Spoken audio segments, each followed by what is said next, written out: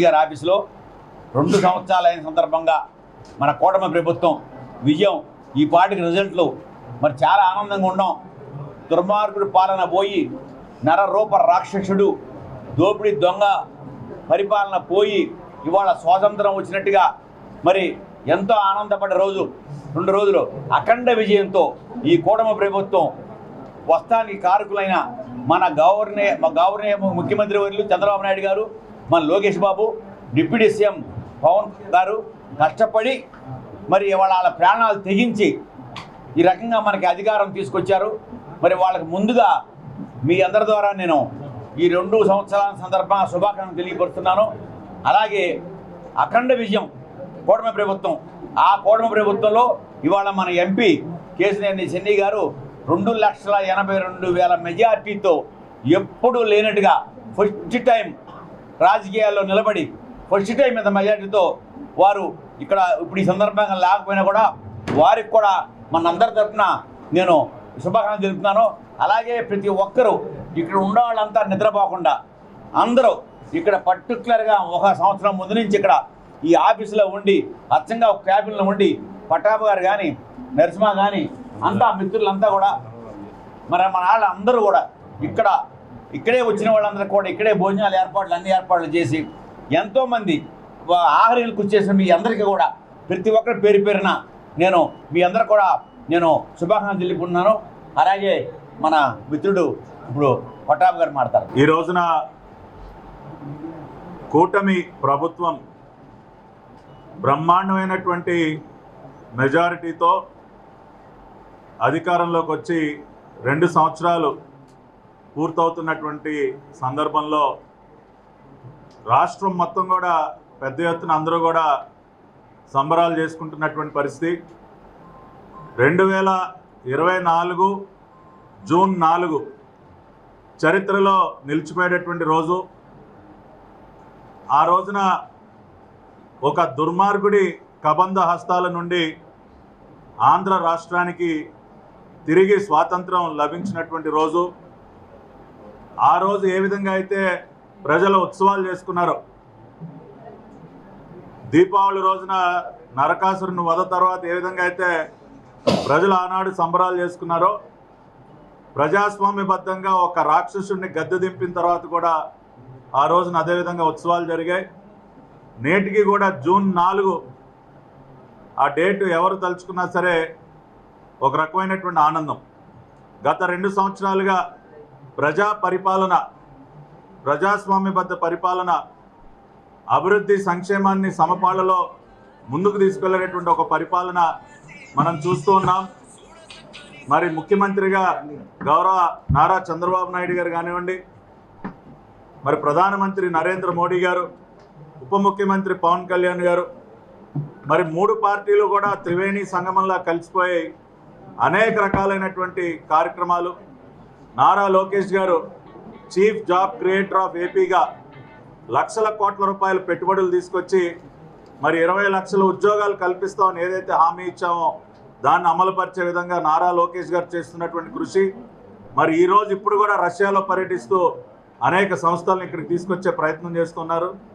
ఆ విధంగా పై స్థాయిలో ఉన్నటువంటి నాయకులు ఏ విధంగా కష్టపడుతున్నారో, మరి స్థానికంగా విజయవాడ పార్లమెంట్ సభ్యులు కేశినేని చిన్ని గారు కూడా బాధ్యతలు చేపట్టిన దగ్గర నుంచి ప్రతి ఒక్కరికి అందుబాటులో ఉంటూ, కార్యాలయం చిన్ని గారు ఎప్పుడున్నా కార్యాలయం ఎప్పుడు కూడా కొన్ని వందల మందితో గిటగిటలాడుతూ ఉంటుంది. అది ఎందుకు అంటే ఆయన అందరికీ అందుబాటులో ఉంటూ ప్రతి ఒక్కరి సమస్యని కూడా ఎంతో ఓపికగా విని దాన్ని పరిష్కరించే ప్రయత్నం చేస్తున్నారు. కాబట్టే ఇవాళ ప్రజలు ఆయన అంతగా అభిమానిస్తూ ఉన్నారు.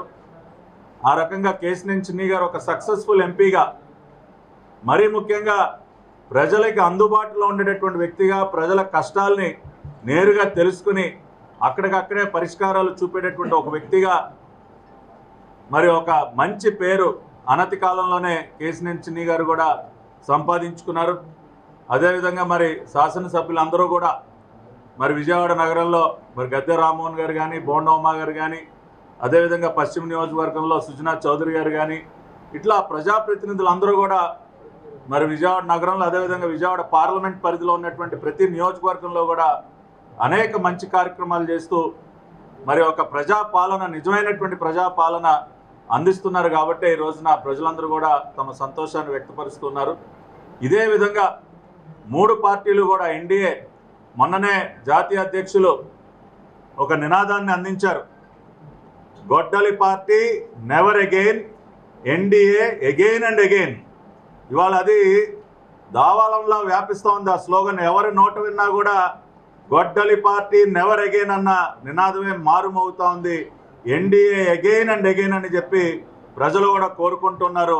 ఆ విధంగా ఖచ్చితంగా చంద్రబాబు నాయుడు గారి సారథ్యంలో, మోడీ గారి యొక్క మద్దతుతో, లోకేష్ గారు, పవన్ కళ్యాణ్ గారుల కృషితో ఆంధ్ర రాష్ట్రంలో ఉన్నటువంటి ప్రతి పట్టణం, ప్రతి పల్లె కూడా అభివృద్ధి పదంలో ముందుకు వెళుతుంది. వారి సారథ్యంలో మరీ ముఖ్యంగా కేసినేని చిన్ని గారు కూడా ఇదే విధంగా రాబోయే రోజుల్లో ప్రజానాయకుడిగా మంచి పేరు తెచ్చుకుని ఇంకా 10 కాలాల పాటు విజయవాడ పార్లమెంట్ నియోజకవర్గానికి ఆయన సేవలు అందించాలని చెప్పి కోరుకుంటూ, మరి ఈ కార్యక్రమంలో అనేక మంది సీనియర్ నాయకులు, దుర్గా మల్లేశ్వర స్వామి దేవస్థానం చైర్మన్ గాంధీ గారు కానివ్వండి, అదేవిధంగా కార్యాలయ ఇన్ఛార్జ్ సీనియర్ నాయకులు బొప్పన బావకుమార్ గారు కానివ్వండి, ప్రసాద్ గారు, వ్యాసన్నయ్య, అదేవిధంగా రాజేశ్వరరావు, ఇంకా అనేక మంది, చౌదరి గారు, గురునాథం గారు, సీనియర్ నాయకులు తూమాటి ప్రేమ్నాథ్ గారు, ఇంకా అనేక మంది మహిళా నాయకులు, రాష్ట్ర కార్యదర్శి ఆశా గారు, కార్పొరేటర్ ఉషారాణి గారు, ఇంకా అనేక మంది, సోలంకి గారు, దుర్గాప్రసాద్ గారు, చాలామంది, ఇంకా ప్రతి ఒక్కరికి కూడా పేరు పేరున మరి ఈ కార్యక్రమంలో పాల్గొన్నందుకు ధన్యవాదాలు తెలియజేస్తూ సెలవు తీసుకుంటాం. మీ ప్రభుత్వం 2 సంవత్సరాలు పూర్తి చేసుకున్న శుభ సందర్భంలో ఈ యొక్క 24 మాసాల్లో సుపరిపాలన ద్వారా నారా చంద్రబాబు నాయుడు గారి నాయకత్వంలో ఆంధ్ర రాష్ట్రం ఒక నవ్యాంధ్ర రాష్ట్రాన్ని మళ్ళీ ఒకసారి జన్మించడం జరిగింది. ఏదైతే 2019 నుంచి 24 వరకు జరిగిన పరిపాలన ఒక రాక్షస పరిపాలనగా మనం అందరూ చూస్తాం. దేశంలోనే ఎక్కడ లేని విధంగా అరాచక శక్తులు ఇక్కడ పరిపాలన చేస్తూ ఈ యొక్క రాష్ట్రాన్ని ఒక రాజధాని లేని రాష్ట్రంగా, అలాగే ఇక్కడ గంజాయి రాష్ట్రంగా, ఒక ఉద్యోగం లేకుండా, ఒక పరిశ్రమ లేకుండా చేసిన దుర్మార్గుడు ఎవరైనా ఉన్నాడంటే జగన్మోహన్ రెడ్డి, ఆ గొడ్డల పార్టీ యొక్క చీఫ్. మేమందరం కూడా కూటమి ప్రభుత్వం, ప్రజలందరూ కూడా ఒకసారి ధన్యవాదాలు తెలియజేసుకోవాలి. 94% స్ట్రైక్ రేట్లో ప్రజలందరూ కూడా ఒక విశ్వాసం, నమ్మకంతో కూటమి ప్రభుత్వానికి గెలిపించి ఆంధ్ర రాష్ట్రం మళ్ళీ ఈ కూటమి ప్రభుత్వంతోనే అభివృద్ధి సాధ్యమవుతుంది అని చెప్పి మనమందరం కూడా ఆ బాధ్యతలు సక్రమంగా నెరవేరుస్తారు. అది కూడా నారా చంద్రబాబు నాయుడు గారు ఉంటేనే రాష్ట్రం బాగుంటుందని చెప్పి మీరందరూ ఇచ్చిన ఈ యొక్క గెలుపుకి ప్రత్యేకంగా ధన్యవాదాలు తెలియజేసుకుంటా ఉన్నాం. మేము ఒకటే చెప్తా ఉన్నాం, ఈ గొడ్డల పార్టీ చేసే యొక్క అబద్ధపు మాటల్ని పని పాటలు లేకుండా ఊరికనే ఇంట్లో కూర్చొని పబ్జీ ఆడుకుంటూ ఆ పబ్జీలో ఆట ఆడే యొక్క క్యారెక్టర్స్ని ఊహించుకుంటూ జగన్మోహన్ రెడ్డి రాజకీయం చేస్తూ ఉన్నాడు. ఒక వద రాజకీయం, ఒక నరకతనం రాజకీయం అని తప్ప వేరే ఆలోచన ఆంధ్ర రాష్ట్రంలో మంచి జరుగుతుంటే ఏ రోజు జగన్మోహన్ రెడ్డికి నచ్చదు. ఆంధ్ర ప్రజలకి మంచి జరుగుతుందని ప్రజలు సంతోషంగా ఉన్నారన్నా కూడా జగన్మోహన్ రెడ్డికి నచ్చదు. ఇది కేవలం అసూయ. చంద్రబాబు నాయుడు గారు సుమారు 23 మాసాలు 23 లక్షలు పెట్టుబడులు తీసుకొచ్చారని ఆంధ్ర రాష్ట్రంలో, అది జగన్ గిట్టగా అతని దగ్గర ఉన్న పిఏలు ఎవరైతే గెలిచారో మొన్న 2019-24 వరకు చేసిన అరాచకాల్ని తప్పుదారి పంపించడానికి, తప్పుదారి మళ్లించడానికి చేసిన ఈ యొక్క మొన్న కూడా మనం అందరూ చూసాం, డిఎస్సి మీద ఏ రకమైన దుష్ప్రచారం చేస్తూ ఉన్నాడు. ఈరోజు మనం చూస్తే డిఎస్సి విద్యార్థులు చాలా సంతోషంగా ఉన్నారు. 16,000 మంది ఉద్యోగాలు వాళ్ళందరూ కూడా రావడం అనేది ఒక చారిత్రాత్మక విషయం.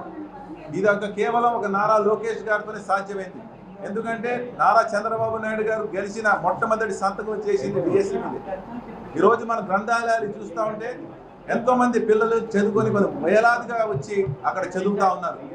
గత 5 సంవత్సరాల్లో ఏదైతే జగన్ పాలనలో గ్రంథాలయం పూర్తిగా దండగా, శుద్ధ దండగా అని చెప్పి పరిస్థితి గ్రంథాలయాన్ని తీసుకొచ్చాడు. ఈరోజు పిల్లలందరూ కూడా చాలా ఆనందంగా ఉన్నారు. రేపు జరగబోయే డిఎస్సి కూడా చాలా సంతోషంగా ప్రిపేర్ అవుతా ఉన్నారు. వాళ్ళందరినీ కూడా తప్పుదోవ పట్టించే ప్రయత్నం జగన్మోహన్ రెడ్డి చేస్తున్నాడు. దాంట్లో ఏ మాత్రం సాధ్యం చేయడానికి గెలుపు కాదు. ఇది కేవలం ఒక అబద్ధపు ప్రచారాలు తప్ప కూటమి ప్రభుత్వానికి కానీ నారా చంద్రబాబు నాయుడు గారి విషయంలో కానీ Jaganmohan Reddy is a failure అని ప్రజలందరూ కూడా నమ్ముతా ఉన్నారు. డెఫినెట్గా రేపు జరగబోయే డిఎస్సిలో ఇంకా ప్రజలందరూ కూడా విద్యార్థులందరూ కూడా చక్కగా చదివి మంచి విజయాలు సాధించాలని మనస్ఫూర్తిగా కోరుతా ఉన్నాం. మరి పట్టాభి గారు, అదేవిధంగా మన చైర్మన్ దుర్గా గాంధీ గారు ఇక్కడికి విచ్చేసినటువంటి ప్రతి ఒక్కరికి కూడా 2 సంవత్సరాలు కంప్లీట్ అయిన నేపథ్యంలో గవర్నమెంట్ వచ్చి సుపరిపాలన అందిస్తూ సంతృప్తికర స్థాయిల్లో కేసినేని శివరాజ్ చిన్ని గారు ఇక్కడ ఎంపీగా 2,85,000 ఓట్ల మెజార్టీతో చారిత్రాత్మకమైనటువంటి చరిత్ర సృష్టించినటువంటి వ్యక్తిగా, ప్రజలతో మమేకమవుతున్నటువంటి వ్యక్తిగా ఈ రోజున ఒకటే చెప్పదలుచుకున్నాము. చంద్రబాబు నాయుడు గారు is a lion, Jaganmohan Reddy గారు జిత్తుల నక్క. Both never be A same. Chandrababu Naidu గారు జగన్ ఒకటి కాదు. ఇప్పటికి కూడా సన్నాయి నొక్కులు నొక్కుతా ఉన్నాడు జగన్మోహన్ రెడ్డి గారు. నిన్న రైతులని అదని ఇదని అమరావతిని ఏదో ఒక విధంగా కూలదొయ్యాలని అసూయ, ద్వేషం, కక్ష, కార్పణ్యంతో చంద్రబాబు నాయుడు గారు దూసుకుపోతున్నారని కడుపు మంటతో ఎన్ని చేస్తూ ఉన్నాడు. అసలు నీకు విధానం అంటూ లేదు. నువ్వు have to change your mind set. First of all మేము ఇదే విజయాన్ని కొనసాగిస్తాం. నెవర్ ఈ తెలుగుదేశం పార్టీ విజయ విహారం చేస్తూ ఇంకొక 50 సంవత్సరాల ఆంధ్రప్రదేశ్లో అప్రతిహతంగా ముందుకెళ్తుందని కూడా సందర్భంగా తెలియజేస్తూ, జగన్ నీ పార్టీ కోకడ వేళతో కూడా పీకేయబడింది. 2029లో నువ్వు 0 రెడ్డి అవుతావని కూడా సందర్భంగా తెలియజేస్తూ, మరొక్కసారి శివరాజ్ చిన్ని గారికి, చంద్రబాబు నాయుడు గారికి, లోకేష్ గారికి, ఎన్డీఏ కూటమి అందరూ కూడా హృదయపూర్వక శుభాకాంక్షలు తెలియజేస్తూ సెలవు తీసుకోండి. జూన్ 4వ తారీఖు ప్రత్యేక స్థానం ఉంది. ఈ జూన్ 4న 2024 ప్రజా వ్యతిరేక పరిపాలనని మూకమ్మడిగా ఆంధ్ర రాష్ట్రంలో ఉన్నటువంటి తెలుగు ప్రజలందరూ కూడా, అంటే అన్ని వర్గాలు, పేదవారు కానీ ధనిక బడుగు బలహీన వర్గాలు అందరూ కూడా సమిష్టిగా ఈ యొక్క ప్రజా వ్యతిరేక పరిపాలన అంతం చేయాలి. చంద్రబాబు నాయుడు గారి ఆధ్వర్యంలో ఉన్నటువంటి కూటమి చెప్తా ఉన్నటువంటి ఎన్నికల మేనిఫెస్టో కూడా చూసుకుని ఈ కూటమి ప్రకటించినటువంటి ఎన్నికల మేనిఫెస్టోని అమలు చేయాలంటే చంద్రబాబు నాయుడు గారి నాయకత్వంలో ఉన్నటువంటి కూటమి ప్రభుత్వం అధికారంలో రావాలని ఆ రోజు శపథం చేసి మన తెలుగుదేశం పార్టీ ఆధ్వర్యంలో బ్రహ్మాండమైనటువంటి ఒక కార్యక్రమం జరిగినటువంటి విషయం మీ అందరికీ తెలుసు. దాని పర్యవసానంగానే భారతదేశంలో ఎక్కడా కూడా 3 పార్టీలు కలిసినాయి: తెలుగుదేశం, జనసేన, బీజేపీ. ఈ 3 పార్టీలు కూడా ఎక్కడా కూడా ఏ రకమైన పొరపక్షాలు లేకుండా ఓటు బదిలీ జరిగినటువంటి పరిస్థితి ఆంధ్ర రాష్ట్రంలో జరిగిందని చెప్పేసి మనం చేస్తాం. దేశంలో ఎక్కడా కూడా ఈ విధంగా అలయన్స్ పార్టీల్లో ఈ విధంగా ఓట్ల బదిలీలో అక్రమాలు కానీ లేకపోతే వెన్నుపోట్లు కానీ ద్రోహాలు కానీ ఎక్కడ లేవు. ఆ ఆధ్వర్యంలో ఏర్పడినటువంటి తెలుగుదేశం ప్రభుత్వం వచ్చిన కాడ నుంచి కూడా అభివృద్ధి పదంలో నడుస్తూ ఉన్నటువంటి విషయం మీరు అందరూ గమనిస్తున్నారు. ముఖ్యంగా మన విజయవాడ తీసుకుందాం. మనం విజయవాడ పార్లమెంట్కి కేసినేని శివనాథ్ గారు ఎంపీగా అత్యధిక మెజార్టీతో గెలిచినటువంటి విషయం మీ అందరికీ తెలుసు. వారు వచ్చిన కాడి నుంచి కూడా నేను 40 సంవత్సరాల నుంచి రాజకీయ జీవితంలో ఉన్నా. ఈ పట్టణంలో పట్టణాభివృద్ధి పట్ల అనేక సమస్యలు ఉన్నాయి. అట్లాగే 7 నియోజకవర్గాలు కూడా ఇది వైవిధ్యభరితమైనటువంటి విజయవాడ పార్లమెంట్ నియోజకవర్గం. 2 నియోజకవర్గాలు మాత్రమే రూరల్, అంటే తిరువూరు, నందిగామ. మిగిలినవన్నీ కూడా అర్బన్ ప్రాంతాలే. ఎక్కడెక్కడ కూడా అర్బన్ ప్రాంతం. ఈ అర్బన్ నియోజకవర్గాలకు సంబంధించినటువంటి వరకు రైల్వే సమస్యలు కానీ లేకపోతే పట్టణాభివృద్ధికి సంబంధించినటువంటి ఫ్లైఓవర్లు, రోడ్లు కానీ లేకపోతే తిరువూరులో పొదుపు సంఘాలందరినీ కూడా తీసుకొచ్చి పారిశ్రామికవేత్తలు చేసేటువంటి విషయంలో కానీ ఒక వినూత్న పోగొట్టులో ఇక్కడ కేసినేని శివనాథ్ గారి ఆధ్వర్యంలో కార్యక్రమాలు జరిగినాయి. ఈ కార్యక్రమాలన్నీ కూడా విజయవంతంగా జరుగుతూ ఉన్నాయి. ముఖ్యంగా ఇక్కడ మహానాడు రోడ్లోంచి నిడమానూరు వరకు ప్రతిపాదన ఉంది. 14 కిలోమీటర్లు అది. ఆ ఫ్లైఓవర్ వస్తే అసలు ట్రాఫిక్ రద్దీ అంతా కూడా తగ్గిపోతుంది. డిపిఆర్ అన్ని రెడీ అయిపోయినాయి. అట్లాగే అక్కడ కనకదుర్గం వారధి నుంచి గంగూరు వరకు ఫ్లైఓవరు. ఈ రకంగా నగరాభివృద్ధి పట్ల నిజమైనటువంటి శ్రద్ధ మొట్టమొదటిసారిగా ఈయన ఆధ్వర్యంలో జరుగుతూ ఉంది. ఈయన ఆధ్వర్యంలో జరగడమే కాకుండా 7 నియోజకవర్గాల్లో కూడా ఈయన అభివృద్ధి, ఈయన యొక్క ఆ దృష్టి, ఆ ముద్ర క్లియర్గా కనపడతా ఉంది. ఇవాళ నందిగామ నియోజకవర్గంలో కేంద్రీయ విద్యాలయం ఒకటి వచ్చింది. కేంద్రీయ విద్యాలయం అంటే సామాన్యమైనటువంటి వ్యవస్థ కాదు, చాలా గొప్ప విద్యా వ్యవస్థ. దానికి తీసుకొచ్చినందుకు మరి అట్లాగే ఈ నగరాన్ని అభివృద్ధి చేస్తూ ఉన్నందుకు, ఈ నగరంలో కావాల్సినటువంటి రైల్వే స్టేషన్ అభివృద్ధి కానీ, లేకపోతే రైల్వే ఓవర్ బ్రిడ్జ్లు కానీ, రైల్వే అండర్ బ్రిడ్జ్లు కానీ మొట్టమొదటిగా ఫోకస్డ్గా అభివృద్ధి జరిగింది. అవన్నీ కూడా కార్యరూపంలో మనకు కనపడతా ఉన్నాయి. అవన్నీ కూడా ఈరోజు విజయవాడ నగరంలో ఉపాధి కల్పిస్తూ ఉన్నాయి.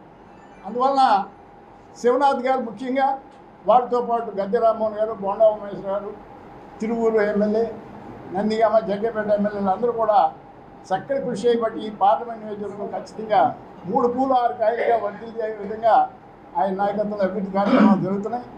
అలాంటి నాయకత్వం ఇచ్చినటువంటి కేసీఆర్ సింహాద్రి గారికి ఈ విజయవాడ నగరంలో మేమందరం కూడా మరి వారి శుభాకాంక్షలు, అభినందనలు తెలియజేస్తూ, మరి ఇంత మంచి కార్యక్రమం ఏర్పాటు చేసిన మన వాళ్ళందరికీ కూడా అభినందనలు తెలియజేస్తూ సెలవు.